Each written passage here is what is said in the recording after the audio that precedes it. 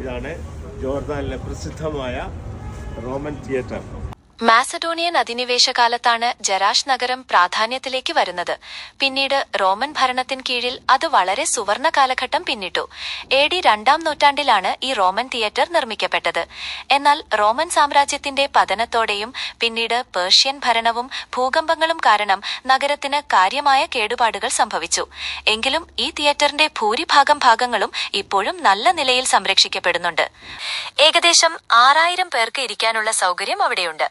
പുരാതന കാലത്ത് ഇവിടെ നാടകങ്ങളും സംഗീത പരിപാടികളും മറ്റു സാംസ്കാരിക പരിപാടികളുമായിരുന്നു.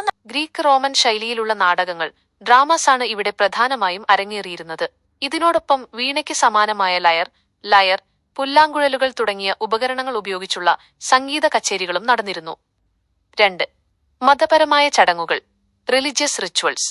പെട്രയിലെ നബാത്തികൾ സംഗീതത്തെ ആരാധനയുടെ ഭാഗമായി കണ്ടിരുന്നു. അവരുടെ ദൈവങ്ങളെ സ്തുതിക്കുന്ന ഗീതങ്ങളും സ്തോത്രങ്ങളും ഇവിടെ ആലപിക്കപ്പെട്ടിരുന്നു.